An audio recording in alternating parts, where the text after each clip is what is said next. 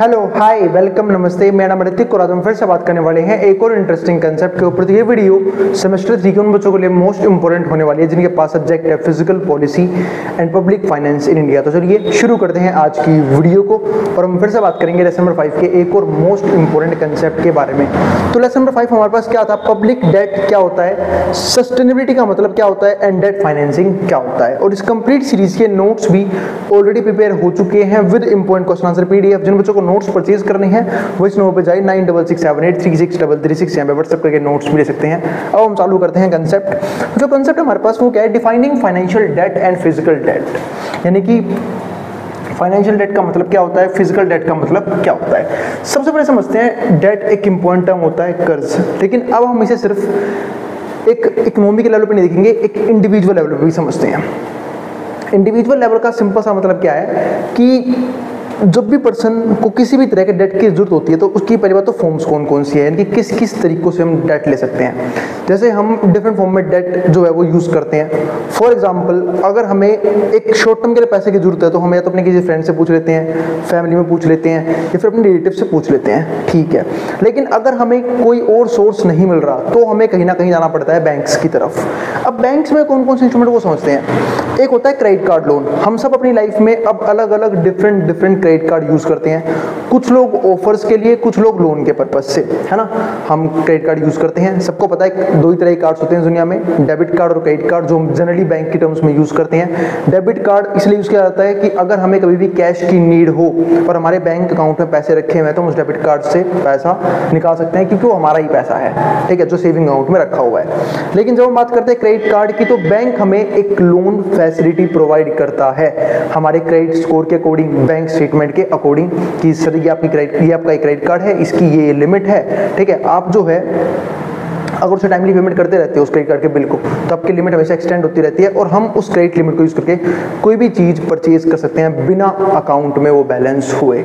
तो ये हो गई दो चीज। डेबिट कार्ड का मतलब मैंने आप लोगों को एक्सप्लेन कर दिया, क्रेडिट कार्ड का मतलब मैंने आप लोगों को एक्सप्लेन कर दिया, ठीक है। तो क्रेडिट कार्ड एक जरिया होता है लोन लेने का। इसके अलावा कई बार हम चीजों को मॉर्गेज करके भी लोन लेते हैं, यानी कि चीजों को गिरवी रख के भी लोन लेते हैं। फॉर एग्जाम्पल गोल्ड लोन एक टाइप है, प्रॉपर्टी लोन एक टाइप है, ठीक है। ऐसे लोन्स का जहाँ पे हम अपनी चीजों को गिरवी रखते हैं लोन लेते हैं। इसके अलावा हम व्हीकल्स के लिए भी लोन लेते हैं, कई बार कार लोन, ठीक है, या फिर बाइक लोन, इन चीजों पर भी लोन लेते हैं। क्यों? क्योंकि ये सेफेस्ट लोन होता है बैंक्स के लिए प्रोवाइड करने के लिए। क्यों? क्योंकि बैंक इनके बदले में आपसे कुछ ना कुछ ले लेता है। जैसे फॉर एग्जांपल अगर आपने प्रॉपर्टी के ऊपर लोन लिया है तो बैंक के पास प्रॉपर्टी के पेपर्स होंगे कि कल को आप उस लोन को रीपे नहीं कर पाए तो बैंक उस प्रॉपर्टी को जब्त करके रीसेल कर देगी, यानी कि सीज कर देगी बैंक उस प्रॉपर्टी को। इसके अलावा अगर जब हम देखते हैं, ये तो होगा सिर्फ एक टाइप का लोन, प्रॉपर्टी लोन। इसके अलावा जब हम व्हीकल्स के लोन की बात करते हैं तो बैंक कहीं ना कहीं आपके बिहाफ पे लोन पे कर देता है। इसका मतलब अभी वो व्हीकल जो है ना वो बैंक के नाम पे है। जैसे अगर आपने लोन की फुल पेमेंट कर दी तो व्हीकल आपका अपना हो जाएगा, लेकिन अगर आप उसकी पूरी पेमेंट नहीं कर पाए तो बैंक उस व्हीकल को उठा के ले जाएगा और उसे सेल कर देगा, यानी कि सीज कर देगा आपकी प्रॉपर्टी को। तो इसको बोलते हैं कोलेटरल के बेस पे जब भी हम कभी लोन लेते हैं। कुछ होते हैं सिंपल लोन, है ना, जैसे कि पर्सनल लोन जो हमें एक हायर इंटरेस्ट रेट पे मिलता है, क्योंकि जनरली प्रॉपर्टी लोन और कोलेटरल लोन सस्ते होते हैं as compare to personal loan. तो ये कुछ होते हैं लोन के टाइप्स। अगर हम इसे इंडिविजुअल लेवल पे डिस्कस करते हैं तो डेट लेने के यही कुछ तरीके होते हैं। अब यहाँ पर देखते हैं physical that comes in numbers forms. अब जो फिजिकल डेट है वो कुछ इन फॉर्म्स में आ सकता है। पहली फॉर्म यहाँ पे क्या लिखा हुआ है, मॉर्गेज, कि आप कुछ ना कुछ गिरवी रखते हो उसके लिए लोन ले रहे हो। लोन यूज टू पे रियल स्टेट, ठीक है, जो जनरली हम रियल स्टेट बाई करने के लिए, प्रॉपर्टी खरीदने के लिए, सेल करने के लिए तब वो लोन लेते हैं। जनरली 15 to 30 टाइम्स टू पे ऑफ, ठीक है। ये कितना टाइम्स होता है, 15 से 30 टाइम होता है उसकी पे ऑफ का, ठीक है। दूसरा क्या होता है हमारे पास यहाँ पे, क्रेडिट कार्ड्स। मैंने बताया हम क्रेडिट कार्ड यूज करते हैं। Revolving lines of credit use to make purchase high interest rate if balances are not paid. और हाँ, revolving lines of credit card का मतलब क्या होता है कि आपने कोई क्रेडिट कार्ड यूज किया, देन मेरे हिसाब से जनरली हर एक क्रेडिट कार्ड का, जहां तक मैं यूज करता हूं, फिर मैं समझता हूं उस चीज को, है ना, तो 50 डेज का तो नॉन इंटरेस्ट लोन आपको मिल जाएगा। हाँ, बशर्ते आप कैश में यूज ना कर रहे हो तो, क्योंकि जिस दिन आपने क्रेडिट कार्ड को सिर्फ कैश के पर्पस के लिए यूज किया, कैश निकालने के लिए यूज किया, समझ जाओ वहीं से उसी दिन से आपके उस कैश पे एक हायर इंटरेस्ट रेट चार्ज होना शुरू हो जाएगा। हाँ, लेकिन अगर हम डिफरेंट चीज़ों को परचेज करने के लिए अगर क्रेडिट कार्ड यूज़ करते हैं तो उस पर कोई दिक्कत नहीं है, हम क्रेडिट कार्ड यूज़ कर सकते हैं, ठीक है। और जब उसका बिल आएगा देन उस बिल को फुल पे करके हम कहीं ना कहीं किसी भी तरह के इंटरेस्ट से बच सकते हैं। तो इसी को बोलते हैं रिवॉल्विंग क्रेडिट लाइन, कि आपने बिल पेमेंट कर दिया, आपको लिमिट वापस मिल जाएगी, देन आप वापस उस लिमिट को यूज़ कर सकते हो। तो ये इस तरीके से काम तो चलता रहेगा। To make purchases high interest rate if balances are not paid. हाँ, इंटरेस्ट ज़्यादा कब लगेगा? जब आपने बैलेंसेस को पे नहीं किया है इन फुल ईच मंथ। तीसरा क्या आता है? बस लोन्स। अब ये बस लोन्स क्या है वो समझते हैं। Loans used specifically to buy vehicles, वो लोन जो हम खरीदते हैं, ठीक है, जो हम स्पेसिफिकली बाय करते हैं, स्पेशली लेते हैं टू बाय व्हीकल्स को खरीदने के लिए। जनरली 3 to 6 टाइम्स टू पे ऑफ। ये पे ऑफ का ऑलमोस्ट क्या होता है? 3 to 6 टाइम्स होता है, ठीक है। तो ये हो गया हमारे बस लोन, मतलब ठीक है। पेमेंट हम तो भूल जाओ, छोड़ो, क्योंकि वो तो अकॉर्डिंग टू बैंक्स भी होता है, उस पर आपको ध्यान नहीं देना है, ठीक है। इसलिए यहाँ पे ना हर एक में रेंज लिखी हुई है। जैसे यहाँ पे प्रॉपर्टी के केस में 15 to 30 times of the pay of, बस लोन के केस में 3 to 6 टाइम्स ऑफ पे ऑफ। तो सिंपल सी बात ये है कि जो लोन है हम अलग पर्पज के लिए कैसे ले सकते हैं। तीसरा पर्पज क्या आता है? फोर्थ क्या आता है? लोन्स। अब इस लोन्स में आप डाल सकते हो पर्सनल लोन को। General purpose loans that can be used for colourful charges like medical bills, ठीक है, होम एडवांसमेंट, रिसेस एटसेट्रा। ये सब जो है ना वो क्या होता है? जनरल लोन्स होते हैं, जो हम रियल लाइफ में बहुत अलग अलग प्लेटफॉर्म से लेते रहते हैं। ये जनरली क्या होता है? 3 to 7 times of the pay of. ये 3 to 7 टाइम्स होता है उस पे ऑफ का। इसके अलावा प्यूपिल लोन्स, पता है प्यूपिल किसको बोलते हैं? स्टूडेंट्स को, है ना। तो जब मैं स्टूडेंट्स की बात करूं तो सिंपल सी बात है, स्टूडेंट्स किस तरह का लोन लेते हैं? Education loan. अगर उन्हें किसी भी तरह की एजुकेशन की नीड है, उन्हें पता है कि फैमिली में फाइनेंशियल दिक्कतें हैं, फैमिली हमें पढ़ने के लिए पैसा प्रोवाइड नहीं कर सकती, तो वो जनरली एजुकेशन लोन ले सकते हैं। तो प्यूपिल लोन्स यूज टू पे फॉर काउंसिल और करियर। वो लोन जो हम काउंसिल या फिर करियर के लिए, करियर एकेडमी के लिए लेते हैं, कैन टेक 10 to 25 टाइम्स और फर्दर टू पे ऑफ। जो 10 to 25 टाइम्स तक भी हो सकता है और उसके बाद भी पे ऑफ उसकी हो सकती है। The key to managing debt is not taking on further than you can go to pay back। अच्छा, एक मिनट समझ लेते हैं इसे।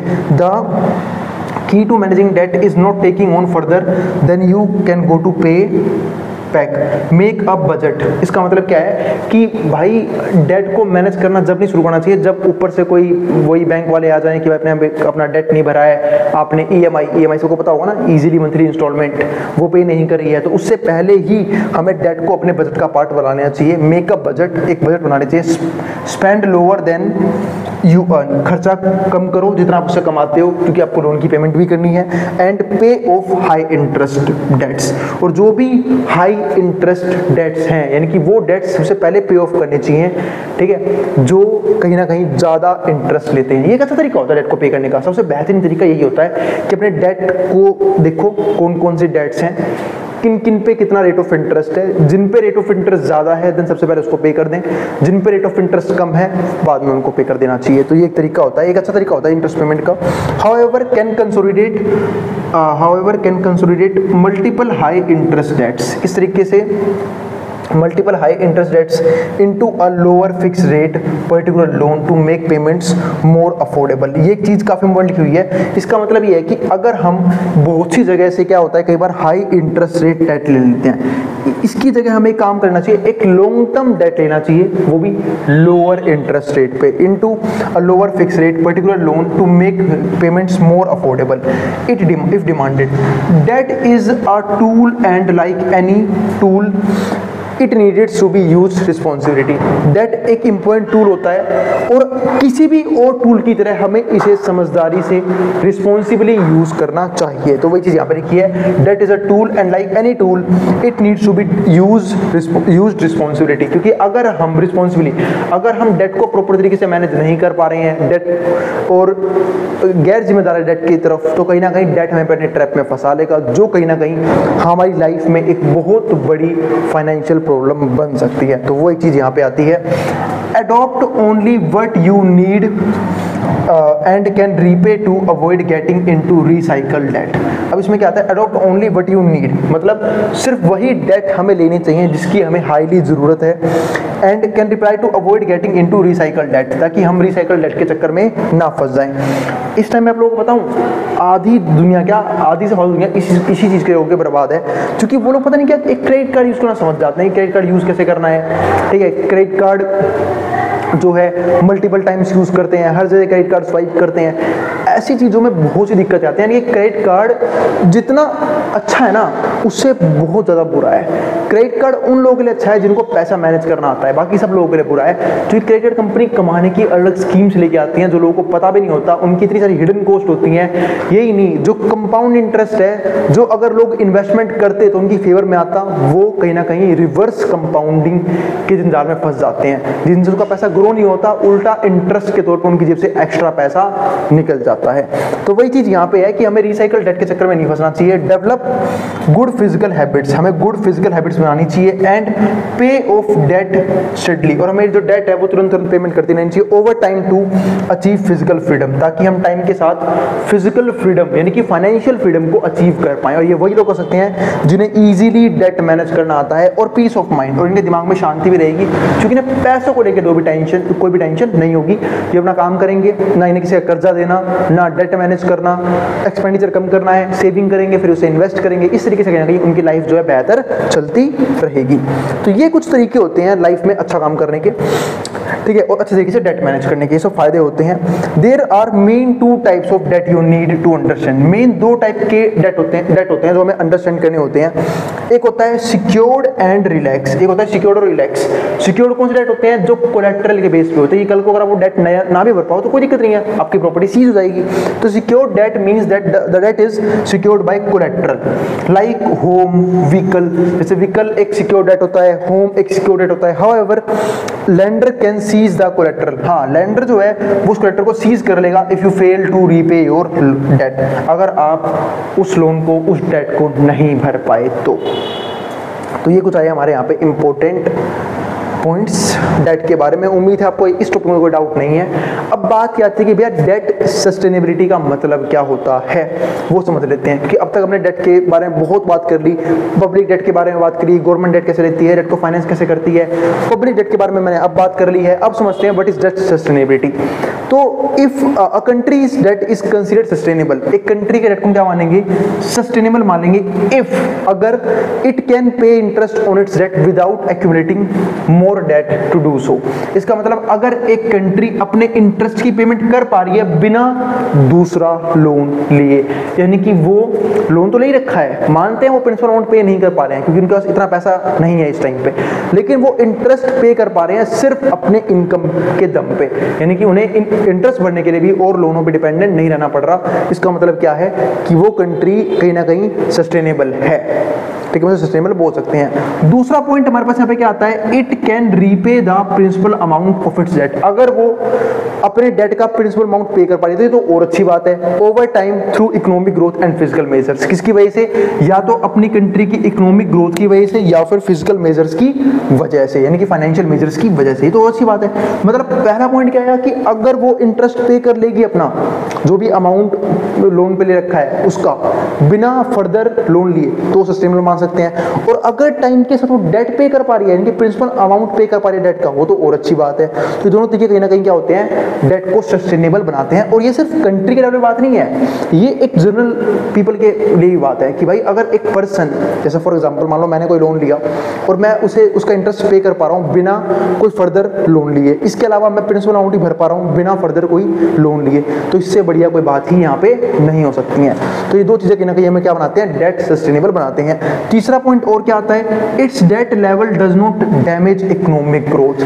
जो डेट का लेवल है वो कभी भी किसी भी केस में इकोनॉमिक ग्रोथ को डैमेज नहीं करेगा, यानी कि इकोनॉमिक ग्रोथ प्रॉपर तरीके से हो पाएगी by crowding out private investment को क्राउडिंग आउट करके, ठीक है। तो its debt level does not damage economic growth, तो उसका डेट लेवल कभी भी इकोनॉमिक ग्रोथ को डैमेज नहीं करेगा। हाँ, पर एक चीज है कहीं ना कहीं प्राइवेट इन्वेस्टमेंट बाहर हो सकती है। वो क्यों होती है वो मैं बात कर चुका हूँ प्रीवियस टॉपिक्स में कि भाई जब भी एक कंट्री बार बार उधार लेती है तो उस कंट्री में जो है इंटरेस्ट रेट राइज करता रहता है, सारी इन्वेस्टमेंट गवर्नमेंट के पास चली जाती है, तो पब्लिक के पास ना तो इन्वेस्टमेंट बचती, ना सेविंग बचती, ना ही फर्दर इन्वेस्टमेंट के लिए कोई तरीका बचता, जिसकी वजह से कहीं ना कहीं इकोनॉमी थोड़ा सा डाउन टर्न आता है, थोड़ी सी ग्रोथ कम हो जाती है, इम्पैक्ट नेगेटिव होता है, जिसकी वजह से कोई भी फॉरेन इन्वेस्टर्स ऐसी इकोनॉमी में इन्वेस्ट नहीं करना चाहता और बाकी लोग भी वहाँ पे इन्वेस्ट नहीं कर रहे होते हैं, तो ये एक नेगेटिव इम्पैक्ट पड़ता है।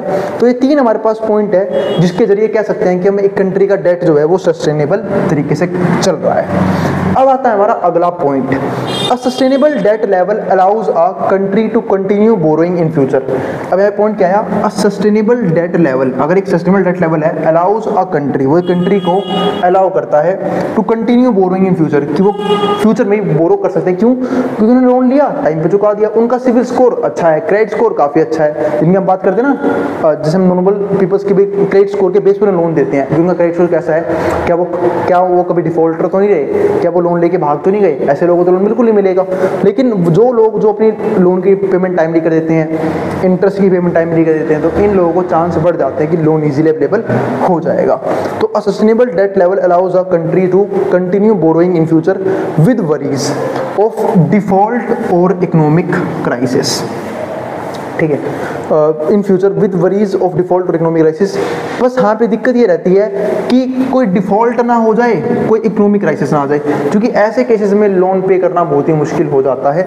तो sustainable debt levels means a country is at high risk. अच्छा हाँ, अनसस्टेनेबल, इसका मतलब है कि अगर किसी भी अनसस्टेनेबल लेवल का डेट है एक कंट्री के ऊपर, यानी कि वो हाई रिस्क के अंदर आती हैं। हाई रिस्क यानी कि उन लोगों ने अपनी औकात से ज़्यादा डेट ले रखा है, जो चुकाना बहुत मुश्किल है, उसका इंटरेस्ट पे करना भी शायद उनके लिए बहुत महंगा पड़ता हो, या फिर हो सकता है कि जो भी उनका रिवेन्यू सोर्स है, क्योंकि हम सब जानते हैं गवर्नमेंट का अपना रिवेन्यू सोर्स होता है, चाहे वो टैक्स रिवेन्यू के तौर पे हो या फिर वो अदर रिवेन्यू सोर्सेज हों, तो जब वो गवर्नमेंट का रिवेन्यू है, वो गवर्नमेंट का मेजर रिवेन्यू सिर्फ उन लोन्स के ऊपर इंटरेस्ट पे करने में निकल जाएगा। तो पब्लिक स्पेंडिंग कैसे करेंगी, यानी कि लोगों के ऊपर खर्चा कैसे करेंगी, लोगों को बेसिक फैसिलिटीज कैसे प्रोवाइड करेंगी, तो ये सारी दिक्कत आ सकती है सिर्फ किस चीज़ की वजह से, अनसस्टेनेबल डेट लेवल्स की वजह से। तो अ country is at high risk of defaulting on it's loans and obligation. तो कहीं ना कहीं उनको लोन पे करने में दिक्कत आएगी, हो सकता है उन्हें अपनी फाइनेंशियल ऑब्लिगेशंस को गिव अप भी करना पड़े, हो सकता है वो डिफॉल्टर्स भी बन सकते हैं। तो ये कुछ पॉइंट आते हैं कि कैसे हम डेट सस्टेनेबल बन सकते हैं और किस केसेस में हम डेट सस्टेनेबल नहीं रहेंगे। अब यहाँ पे पॉइंट क्या आता है, टू डिटरमाइन, अब एक टॉपिक आएगा फिर to determine if a country's debt is sustainable, कि कैसे हम कह सकते हैं कि एक कंट्री का डेट सस्टेनेबल है। इकोनॉमिस्ट लुक एट फ्यू की फैक्टर, इकोनॉमिस्ट ने कुछ खास की फैक्टर्स निकाल ले। अब की फैक्टर उनको से पहला क्या आता है, debt to GDP ratio, most important part, कि डेट का जीडीपी के साथ क्या रेशियो है। एक इकोनॉमिस्ट ये बोलते हैं, कुछ इकोनॉमिस्ट, एक नहीं कुछ इकोनॉमिस्ट ऐसा बोलते हैं कि अगर किसी भी कंट्री ने अपनी जीडीपी का 77% या उससे ज़्यादा लोन पे ले रखा है, इसका मतलब वो कहीं ना कहीं डेट अनसस्टेनेबल है, यानी कि इतना कर्जा नहीं लिया जाना चाहिए, इतना कर्जा उस इकोनॉमी के लिए चुकाना बहुत ही मुश्किल हो जाएगा, एक नेगेटिव इम्पैक्ट पड़ेगा, डाउन टर्न आएगा, ठीक है, उनकी इकोनॉमिक ग्रोथ खत्म हो जाएगी, तो बहुत सी दिक्कत आएंगी अगर किसी भी कंट्री ने 77% या उससे ऊपर अमाउंट सिर्फ उनके ऊपर क्या है, डेट का है, कर्ज का है, एक जीडीपी का। तो इसलिए हम क्या निकालते हैं, डेट टू जीडीपी रेशियो। तो मैं यहाँ से एक बात तो कह सकता हूँ कि डेट जीडीपी से जितना कम रहेगा उस कंट्री के डेट सस्टेनेबल होना उतना है, वो कंट्री उतनी क्या होगी, डेट सस्टेनेबल होगी, और जिनका डेट टू जीडीपी रेशियो जितना ज़्यादा होगा वो कंट्री उतनी ही डेट अनसस्टेनेबल होंगी, ये चीज़ ध्यान रखना। दूसरा पॉइंट क्या आता है, इंटरेस्ट पेमेंट्स, कि भाई इंटरेस्ट पेमेंट टाइमली हो रही है नहीं हो रही है। अगर मान लो कि मैंने ऊपर ही बात करी ना इस पहले पॉइंट में कि अगर कोई भी कंट्री अगर अपने डेट के ऊपर अगर उन्हें इंटरेस्ट पे करना है और वो किसी भी तरह के लोन पे डिपेंडेंट नहीं है वो इंटरेस्ट पे करने के लिए, तो कहीं ना कहीं हम क्या बोल सकते हैं यहाँ पे कि वो कंट्री डेट सस्टेनेबल है।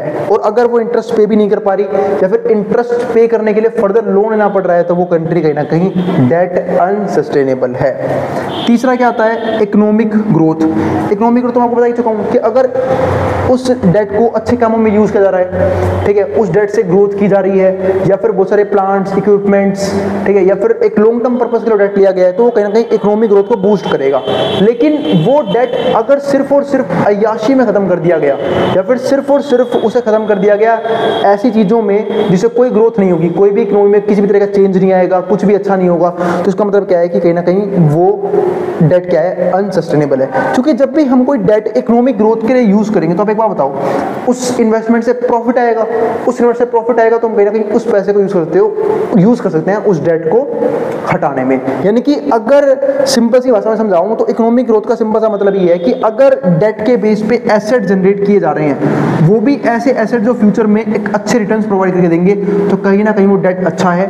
और अगर उस डेट के बेस पे लायबिलिटीज बिल्ड की जा रही है कंट्री के लिए, तो वो कहीं ना कहीं डेट क्या है, बहुत ही खतरनाक साबित होगा उनकी इकोनॉमी के लिए। फिर क्या आता है, फिजिकल बैलेंस किस लेवल का है, मतलब फाइनेंशियल बैलेंस किस लेवल का है। क्या कुछ ऐसी इकोनॉमीज भी होती हैं जो लोन पे लेते हैं सिर्फ कुछ टाइम के लिए, क्योंकि मतलब कुछ ऐसी भी स्ट्रॉन्ग इकोनॉमीज दोनों पता होता है कि ये लोन इतना कम है कि हम इसे जब मर्जी निपटा सकते हैं, ठीक है, बस अभी हमें किसी और काम में उस पैसे को यूज करना है, इसलिए हमें पैसा लोन पे लेना पड़ा, वरना हम तो है हमारे पास इतना पैसा पड़ा है कि हम वो तुरंत लोन जो है वो निपटा देंगे। तो वो चीज़ होती है, उसको बोलते हैं फिजिकल बैलेंस काफ़ी अच्छा है। तो ऐसे केस में क्या बोलेंगे कि डेट जो है वो क्या है, सस्टेनेबल है। और अगर फिजिकल बैलेंस खराब है, जैसे पाकिस्तान को ही देख लो, उनके पास खाने के लिए पैसे नहीं है और फिर भी वो और लोन लिए जा रहे हैं, और पता नहीं क्या सोच के वर्ल्ड बैंक या फिर बाकी बैंक उनको इतना पैसा दे रहे हैं, और जबकि उन्हें पता है कि वो कंट्री उनका लोन नहीं चुका पाएगी, क्योंकि जिनकी खुद की कंडीशन, इकोनॉमिक कंडीशन अनस्टेबल है, तो वो लोन्स कैसे प्रोवाइड कर पाएंगे, वापस लोन को कैसे पे ऑफ करेंगे। तो फिजिकल बैलेंस ये होता है। इसके बाद फिफ्थ पार्ट क्या आता है, करेंसी। इसको मैंने एक्सप्लेन भी कर दिया है। Countries that borrow in their own currency, जब भी कोई कंट्री अपनी ही करेंसी बोरो करती है, जैसे फॉर एग्जांपल गवर्नमेंट, मैंने एक तरीका बताया था ना, गवर्नमेंट बॉन्ड्स इशू कर देती है, जिसके जरिए गवर्नमेंट को जो है ना लोग पैसे देते हैं एज अ इन्वेस्टमेंट पर्पस के लिए, कि भाई गवर्नमेंट जो है बाद में जब वो बॉन्ड मैच्योर हो जाएगा विद इंटरेस्ट प्रिंसिपल अमाउंट की पेमेंट कर देगी। तो वो एक तरीका होता है गवर्नमेंट का लोगों से पैसा लेने का। तो कहीं ना कहीं वो किस करेंसी में देंगे, उनकी खुद की करेंसी में। तो हैव मोर फ्लेक्सिबिलिटी, ऐसे लोन्स को हम क्या बोलते हैं, मोर फ्लेक्सिबल है टू सस्टेन डेट, क्योंकि अगर वो डेट को सस्टेन करना है then those borrowing in a foreign currency, क्योंकि अब वो बोरोइंग फॉरेन करेंसी में तो है नहीं, तो they can print more money. तो जो गवर्नमेंट है वो ज़्यादा अमाउंट में मनी को प्रिंट करके उस डेट को निपटा सकती है अगर जरूरत है तो। लेकिन मैंने आपको एक और बात समझाई थी कि कभी भी ज़्यादा नोट प्रिंट करना एक इकोनॉमी के लिए बिल्कुल अच्छी बात नहीं होती है। क्यों अच्छी बात नहीं होती, क्योंकि जिस इकोनॉमी में जितनी ज़्यादा मनी सप्लाई होती है वहाँ पे दिक्कतें क्या होती हैं कि वहाँ पे मनी सप्लाई की वजह से लोगों का पैसा ज़्यादा होता है, पैसा ज़्यादा होता है, लोग डिमांड ज़्यादा करते हैं, डिमांड ज़्यादा करते हैं तो प्राइस ऊपर जाता है, यानी कि इन्फ्लेशन लगातार राइज करता रहता है, और जो एक इकोनॉमिक डिग्रेडेशन का या फिर डैमेज का कारण बन सकता है। इसलिए इसलिए मनी को रीप्रिंट करना कभी भी एक अच्छी सिचुएशन नहीं होती है। हमारे लाइफ में ऐसे बहुत से एग्जांपल्स हैं, ठीक है, दूसरी कंट्रीज, कुछ कंट्रीज ऐसी जिन्होंने ऐसा किया था, आज उन कंट्री की इकोनॉमीज बिल्कुल बर्बाद हो चुकी हैं, ठीक है। तो उम्मीद है आप लोगों को यहाँ तक समझ में आ गया है। अब हम मिलेंगे अगली वीडियो में कुछ और नए टॉपिक्स के साथ, क्योंकि चैप्टर भी फिनिश नहीं हुआ है, कुछ टॉपिक्स और बाकी हैं, वो डिस्कस करते चैप्टर क्या हो जाएगा, फिनिश हो जाएगा। अब इसको जो उतारना उतार सकता है, मैं ड्राइंग बोर्ड के सामने से। नोट्स के लिए आप इस नंबर पर जाकर नोट्स ले सकते हैं, और फिर भी कोई भी क्वेरी हो, कोई भी डाउट हो तो कमेंट बॉक्स में कमेंट कर देना। कोई भी सजेशन हो उसके लिए भी आप कमेंट बॉक्स में कमेंट कर सकते हैं, मैं उस क्वेरी को सोल्व करने की पूरी कोशिश करूंगा। और अगर वीडियो पसंद आई हो तो वीडियो को लाइक किए बिना मत जाना, और चैनल को सब्सक्राइब भी कर देना इसी वीडियोज़ के लिए। उन बच्चों में शेयर भी कर देना जिन बच्चों का एग्जाम होने वाला हो सेम सब्जेक्ट का। अब जिसको जो उतारना उतार सकता है, मैं ड्राइंग बोर्ड के सामने से।